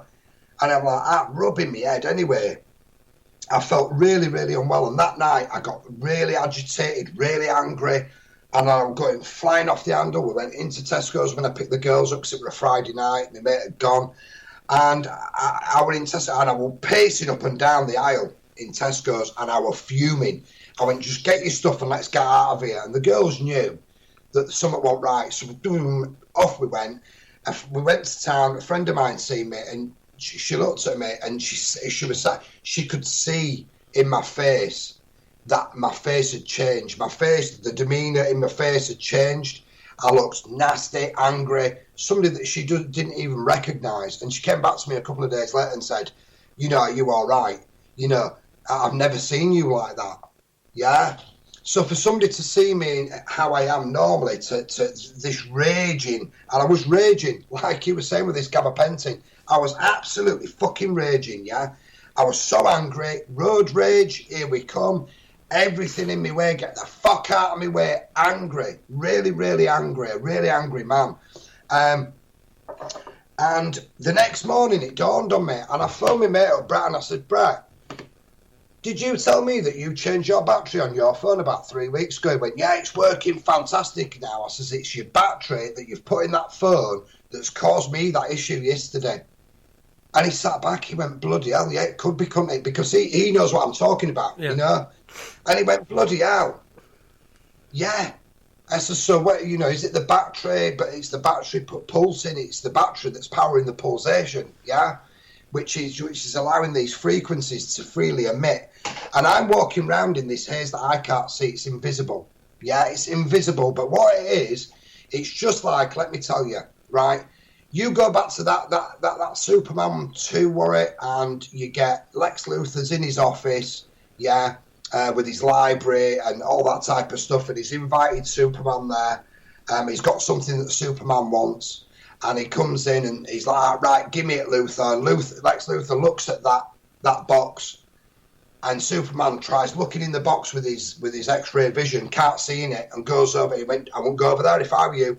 And Superman opens it, and it's kryptonite, mate. Yeah, he takes that kryptonite out, and Superman loses all his powers. Yeah, that is the best explanation I can give you of what this technology has done to me over a duration of the last 20 years, and it's got worse and worse and worse. And the reason it's got worse is because there's more mobile phones, there's more tablets, and the smart meter. The smart meters, mate, good God. I've got a picture of me with smart meter toxicity. Pretty much at the end of the day, if I'm anywhere near Wi-Fi or a smart, which I completely forgot about, when I used to eat my food in my house, my stomach used to blow up, it used to go rock hard, it was really uncomfortable, and then my insides were sore the next day. It was like my insides had been burnt, yeah? And I forgot all about it. My mate's moved into a new house, went to a new house, stood in kitchen, I'm feeling this feeling, I'm like, wow, what's in here? Do you know what I mean? This don't feel well, this don't feel right. And what I've done, and it's a terraced house, and it's got a cellar house. Says, where's your electric box? Downstairs. Went downstairs. Whee! So it's smart meter. It's a smart meter, and I could feel it, mate. Yeah. Anyway, invited me for something to eat with another friend. We went the following week. Went over. We had chicken, chips, and some Moroccan salad. Ate it. Within 40-50 minutes, mate, my stomach was bloating up. I took a picture of my stomach bloated. I've not put it on my thingy, but I will send it. Andy's seen it, and it bloated me up to the point where at the end of the day my stomach was rock hard. My bowels were hurting, and I was getting them sensations again. I'm getting all them sensations again in my back passage and all sorts of stuff. And pretty much at the end of the day, we came to mine, yeah. A couple of days, we had something to eat in mine, the same kind of food, and I went, here, look at my stomach. My stomach's normal. So what I did this last week, I did something just to prove a point. I went to a local takeaway near me that sells West Indian food, not naming where it is, because obviously at the end of the day, that's not fair of me to do so. And I knew at a certain time of the day, like now, the food would be cold. So what they used to do is they used to plate the food up, put it in the microwave, and then you could take it away or you could eat it in there. So I got it, and I knew they were going to microwave it, and I don't eat microwave food. Fetched it home, ate the food. Within half an hour, I went to my mate, look at this. My stomach, mate, was double the size. It were rock hard again. Yeah, that's because the food had been microwaved. Now, I have a feeling that when I went to have the food at my friend's house, that food that I'd eaten there wasn't microwaved, but was microwaved down to the smart meter under my feet. So it was penetrating into my stomach, and it was affecting the food that was already going through my digestive system. Yeah. And I've sort of like put the parallels together. I've got to do more tests on it to prove it more to myself. But that I used to get like that with the Wi-Fi in my house because it brought all these memories back, Jason. You know, when you're feeling that way and you're not feeling well and you get past that and you're like, thank fuck for that, I'm having a decent day. You don't want to reminisce. You don't want to reminisce what's gone on because you're like, thank God I'm having a day that's easy and I feel alive. That I can cope with. You know? Yeah. But pretty much the way that having a day that you can cope with. Listen, Toddy, I completely understand. I have days. In fact, today's been one where I've just written it off. Just write it off. Forget about it. Yeah, I'm not going to get anything done. I get it. The only thing I'm going to do is do this show, and that's because we got it. We got it booked. But these are. This is. It's a reality. It's really happening, and I do believe. I absolutely believe that it is based in what you're blaming, which is Wi-Fi, all the things that surround us. They seem to block.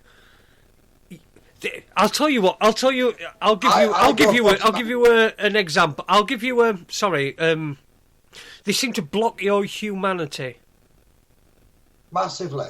Yeah. So they're blocking what your human experience should be. Is being blocked by these. Absolutely. It's by Wi-Fi, and that in that way that goes into making people into drones. Doesn't it? Because all they're doing is they're just. Do you know what? Look. I've not got all the answers, and I've not. But what you're saying there is quite simple. It's suppression. I've been suppressed. It has suppressed my ability to live. Yeah, it has suppressed my ability to live. Yeah, I'm now recognising it, and because I recognised it and discovered it, I'm now doing something about it. Yeah. But because of the energy issues, I've had to do it in my own time. Like you've just rightfully said there, you've wrote the day off. I have done that for so long now that I've just fucked the day. There were times where I got to the point where I was wishing the day away, mate. Wishing. Just for the sun to go down because it's then bedtime and I can go to my bed and I get in bed. Well, it's night time. It's dark and you can hide. Then that's exactly what it is. Yes. In the daytime. You're exposed. People can see you, but when it gets to night time, and when you've got this sort of thing happening to you, and believe me, I know because this happens to me. I know exactly what you're talking about. But the daytime is there, and everything seems to be exposed. Then the night time comes, and it's close. Nobody can see you. It's dark, and it's cosy. You're on your own. It's more accepting, because everything's subtle, everything's calmed right down, and like what you said there, everything is exposed through the day. And I used to sit and I'd watch the time and I'd be like, hurry up. And I'd get to where the sun's going down and I'd get up, right, that's me, I'm off to bed. I'd go to bed and I'd get in my bed and I'd be elated that I'm actually getting in bed, the curtains are closed. And then I'd wake up the next morning, unrefreshed sleep, knackered, and going, I've got to do this all again. And this has happened for years. And I don't know how I've got through it, but I have. Yeah.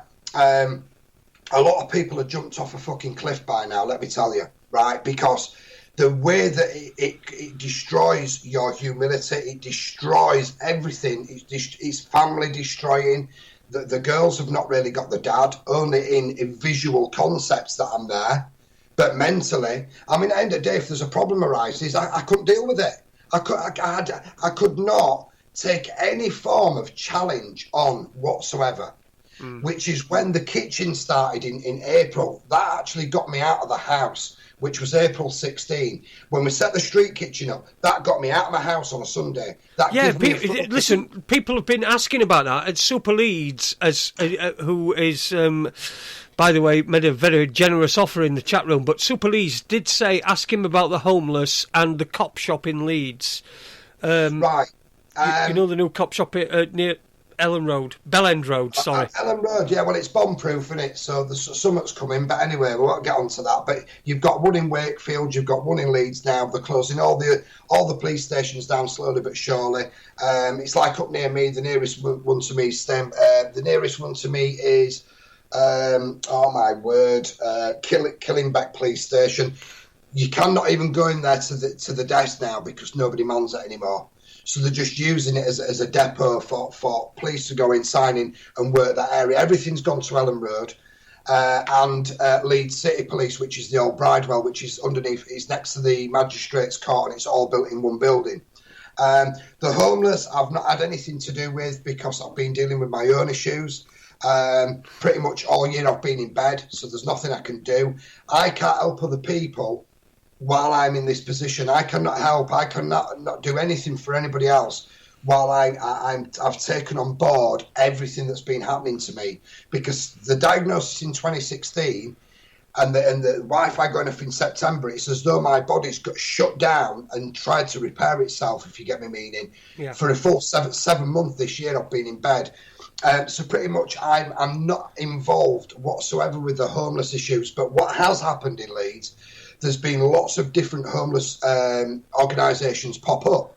So there's a lot of outreach teams going out there, which a lot of my friends are, Jess Cusworth, Brett Sutton. You've also got Robert Edwin. There's Lee Stead up there now. He's jumped in. And they're doing outreach on a Saturday night. The Street Kitchen on the Sunday I've got nothing to do with, but that's personal reasons. And then there's other people like Becky Joyce that's jumped in. There was a story about the guy that had his nose cut off and all that in Headingley. That was part of it. Becky Joyce used to go to Headingley and then do an outreach in town as well, you know. So there's a lot of splinter groups that have appeared in Leeds that have probably seen what all the other groups were doing when I were part of it. And it's sort of like, you know, it's doing really well because people are being. And that's a good thing, isn't it? The more splinter groups there are, the more people are getting helped. And, absolutely. You know, you should be proud that you were part of the start of that. Oh, but I am. But you know, the thing is, at the end of the day, I'm in a position where it's people that are homeless are vulnerable. How I've kept a roof over my head, I'll never know. You know, because the money that I get is, you know, you can't live off of it.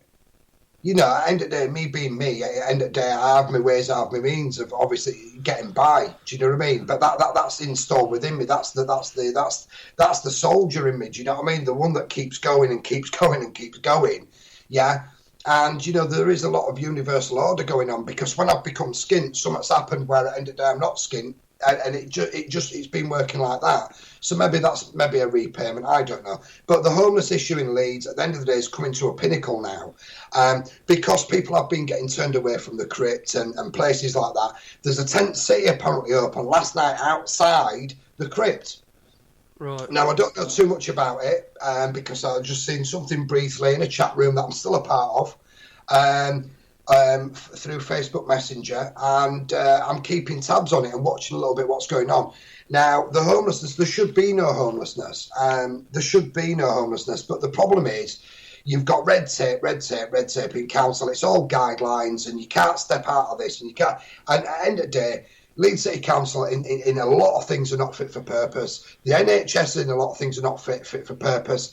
I do not trust any of them. They're corrupt in their own selves. This homelessness issue basically highlights that.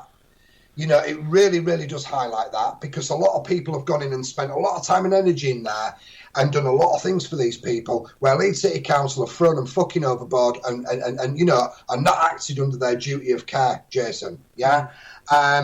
You know, but the guideline, you know, and this is the issue.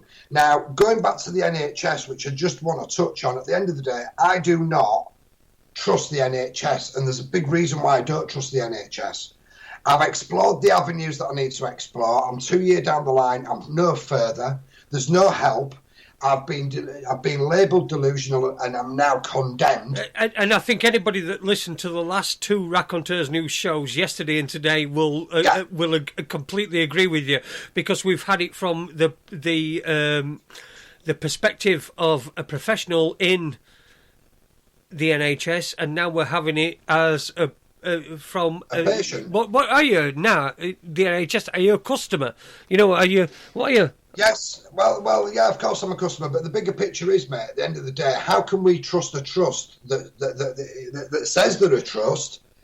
You can't trust them. How can you trust something, right, that aided and abetted the fraud when you and transferred you from born to birth in the very first place? How can you trust a trust that aided and abetted the fraud and changed you from born with your inalienable rights, lost at sea, into the state, how can you trust them? Because you know as well as I do, how much medication are they pumping out to people that is a chemically enhanced byproduct of something else, and they're saying, here, just take them. Yeah, at the end of the day, they're not to be trusted.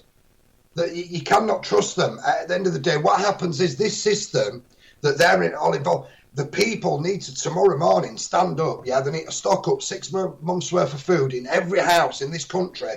Everybody needs to stand up and say, we've had enough of this shit. We're down in tools. We're not working again. And let's create our own. I did do a tweet. I did tweet something a few weeks ago. I think it was last week or something. Isn't it time we got the pitchforks out so that we can go down and get these fucking paedophiles? Listen. Forget the paedophiles. The NHS, right? The NHS. The problem with the NHS is we are criticising the wrong people. We're not. The system is there. And it has to be adhered to by the people running the system, but it's the people running the system that get all the criticism. But the thing is, at the end of the day, every man that pays tax and every woman that pays tax in this country is feeding that system. Of the course problem is that is the problem. We are the problem. The system isn't the problem. How does anybody go to their employer and say, "Listen, I don't want to pay tax anymore"? It's not going to work. It's the system. It's not the people that Do you think the people that are paying the tax? Do you think that they want to pay that tax, or do you think they prefer it if it went into the bank account instead? They don't. They don't understand the system. Of course, and that is the big problem, because the way that the system's being run and pushing everybody onto a minimum wage or 0-hour contracts and stuff like, at the end of the day, let's look at the bigger picture. You are worth per hour a Big Mac and a fucking McFlurry. Yeah, of course you are. So, do you know what I mean? Look at it in that concept. If people started looking at it in that concept, they'd go, I'm worth a Big Mac and a McFlurry. Fuck off. Everybody knows that. Everybody knows that, Toddy. Listen, everybody knows that, Toddy.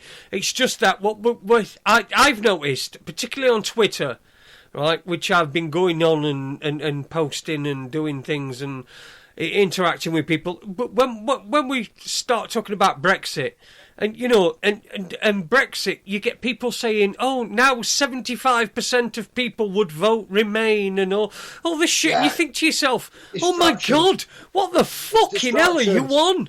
Fuck off! You lost. Go away. You fucking lost." But they won't. It's distractions, Jason. That's exactly. all it is. It's distract. That's all they're doing. Yeah, I mean, look, at the end of it, we're coming out of Pisces, which is basically, it's the water sign, isn't it? It's a water sign. We're coming out of Pisces into an Aquarius, which is the air sign, Now, Pisces... I thought Aquarius were a water sign. No, it's an air sign. It is a water sign. The symbolism's a water sign, but it's an air sign, Okay. Yeah? The element is air. Like Pisces, the element is water, which is, at the end of the day, if you look at the bigger picture, the symbol of Pisces is a fish. We go to a school, which the school is fish. That's why we call it a pupil, because if you look at a fish side on, you see the pupil. So they've took us down this water, lost at sea business. Now, the ruling planet of Pisces, basically, is Neptune, which is the planet of fantasy. They've created the fantasy...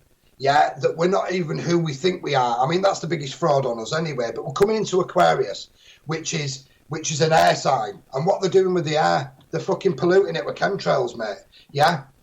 You know what I mean? They're already one step ahead. Yeah, into the new coming age. They're fucking about with the air. But anyway, that's another story. The bigger thing is, the system was created. The system that we're in has been set about 200-300 years now. There's a lot of people now in a position where they're turning around and going, hang on, there's a lot of things wrong here. And that's growing in momentum in this country, and it's growing on a big scale. Yeah, because 20 years ago, I was saying to people, they're spraying shit, they're spraying flu viruses, they're doing this, People were rolling around in Roundy Park on the floor, laughing their bollocks off at me. And at the end of the day, I was like, you're laughing at me, and I didn't like it. I went in myself a little bit, and created that passiveness of me. Yeah, because people were laughing, but the same people now are good. They're fucking spraying. That's 20 years ago I was telling people, and it's all caught up now. The thing is, at the end of the day, the system does need to change, but the only people that can change that is us. Yeah, and it means people need to come together. It means people need to stand up tomorrow. It means we need pitchforks. It means we need to go down and actually remove these people. Because, if I was to describe a politician, you know what I'd say? I'd think, it was the kid in school. It was the kid in school that was a brainiac at everything. It was the kid in school who never had any fucking social issues. It never had any social life, even. Yeah. It was the kid in school who was, silent and and distracted himself from all the bullies and all that sort of thing. Yeah. And it was the kid that was from an half decent, well, I said decent, I don't mean decent, I mean wealthy background, wealthy, I'm talking about in terms of Dino Comp, Yorkshire coal mining areas type wealth. I'm not talking about fucking aristocracy. I'm talking about, someone who was wealthy because they had their own fucking house, and it were a 4-bedroom detached house in a village that was just outside the place that you went to school. So these are what I see these politicians as now.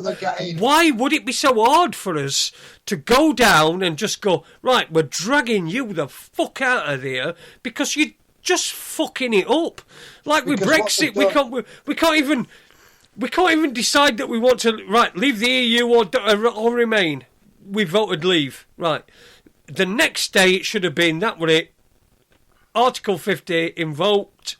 In fact, the fucking the EU fucking laws, the 1972, what is it, the European, whatever, repealed. Everything should have been repealed. Everything that was possible, that was from the European Union, it should have been fucking repealed and all gone. But no. What do we do? Oh, it's hard Brexit, or soft Brexit, or I'm going to get me fucking cock out Brexit, or my nipples Brexit, or, it's just this sort of shit that we've got. It's like we've got these fucking people that are the pussies of society, and they are the pussies of society, and they're in control. Yeah, but why are we letting this happen? Let's just go down and kick the fucking heads in. But it's all going back to people that have been born into wealth, Jason. That this is what the issue is. They're trying to keep hold of that, because if the truth be known and everybody woke up tomorrow morning and said, "Do you know what? I do not own this legal name," yeah, because it's all coming in all caps and all that type of stuff, there'd be uproar if people realised. Do you know what I mean?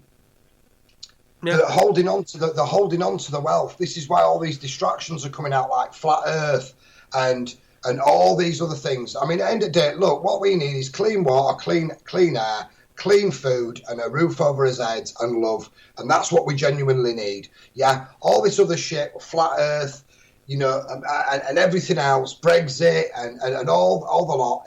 For me, at the end of the day, everybody needs to stock up on food, turn around, stop working, and say, right, fuck off. We ain't doing nothing. We're not doing anything. Yeah. Until things change. Yeah, just say, don't change it over fucking night, mate. I think you know what? I think that should be it should just be the standard. If somebody knocks on your door, you open the door and they go, hello, I'm from TV licensing, you should just go, fuck off, and just shut the door. You know. Well, you know how to deal with them anyway, mate. You just turn around and say, end of the day, have we got a prior appointment, or is this an unsolicited call? It's unsolicited, right? Well, that'll be fucking 1,500 quid, thank you very much. You what? You know what I mean? Yeah, of course we do. Listen, anyway, I think we're right at the very end of time tonight. Thank you very much to you, Toddy. And I've got a bit of a treat for you, so stick around.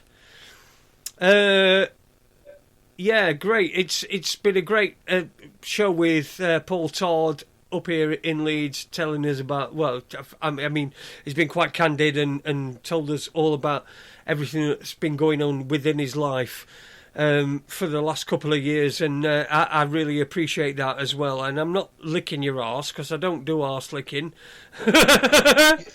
you won't do round Wi-Fi, mate. Fucking hell, let me tell you. No. Because... you know, it's if you like brown water, then you'll be all right.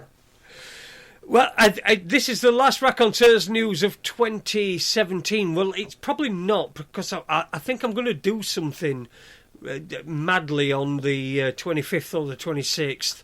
I think I'm going to do something either on Christmas night or Boxing Day night, but I'm definitely going to do something between. But this is the last show for this year, so I hope you have a very, very Merry Christmas. And I mean that to everybody. Have a Merry Christmas. And do you know what You know what, Toddy? Go on. Super Leeds in the chat room said he would give £100 to the Jeremy Bamber campaign if I played out with Marching On Together. So what I've done is I've downloaded and this is a Sheffield Wednesday fan, by the way. You know what I mean? We hate each other. We half hate each other. Well, yeah, a little bit. This is a Sheffield Wednesday fan playing Marching On Together for £100 for the Jeremy Bamber campaign. I'll see you all. We're definitely back on the 8th of January. I'm hoping to get a show on the 2nd of January as well. And there's also going to be a show sometime either Christmas Day or Christmas Day or Boxing Day, or sometime in between. Just check out your boxes. But thank you very much for listening to everybody. Thank you to Paul Todd for joining me this evening. It's been absolutely fascinating. And have a very Merry Christmas, everybody. I love you from me and from Colin. Good night.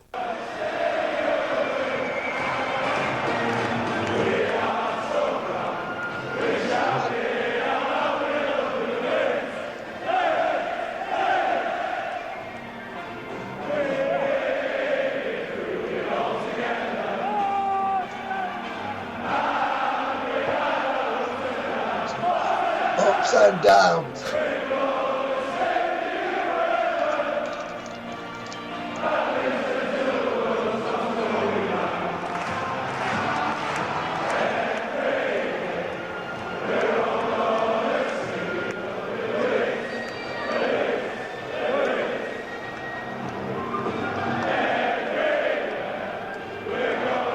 Right, James, that was done.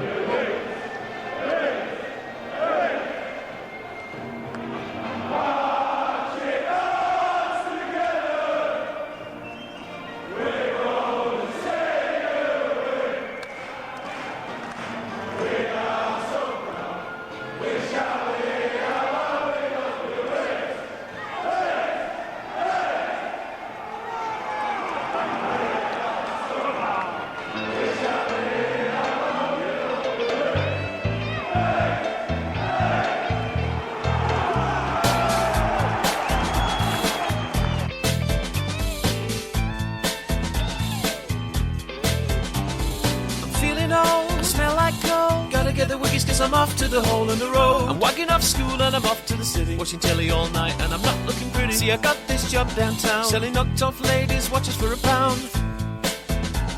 For a really dodgy man that I met in a dodgy cafe. You know, he said to me, the girl who sold these yesterday wasn't selling very carefully. Police came along and took her and all my watches away. So if you see some coppers, you grab my stuff and leg it, boy, right away. Soz do. I'll be in the cafe. I'm just a boy from Sheffield, making his way through life. I'm just a boy from Sheffield, making his way.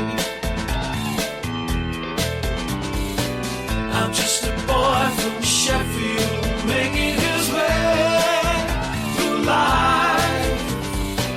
I'm just a boy from Sheffield, making his way. So it's been a few hours and I haven't sold enough for my bus fare home. Street selling's pretty tough. So I turn on the charm for the lunchtime rush with a smile and a wiggle on my schoolboy touch. So the charm is working in the underground. There's a crowd of men and women gather round, and the watches they are going. The money is a flow. Think I'll take a little extra, stick it in my pocket, spend you later. I'm just a boy from Sheffield, making his way through life. I'm just a boy from Sheffield, making his way. I'm just a boy from Sheffield, making his way through life. I'm just a boy from Sheffield, making his way. I haven't sold a watch for an hour and I'm dying for a slash. I've had enough of this, so I'm off for a piss. Then a quick walk back round to the cafe. Sitting at his table drinking tea, looks at me suspiciously. Then with a glance at the watch he says, how did you do? He paid me a couple of quid, then he said, would you like to come and work another day? I said I'd come back down on Friday, and to that he said okay. So with £2 in my pocket and another 5 in my shoe, I nipped down to Castle Market where a man who looks like Leo Sayer is selling pots with cockles and prawns. You make me feel like dancing. Then off back to dinner on the Wiggers and then home. I'm just a boy from Sheffield, making his way.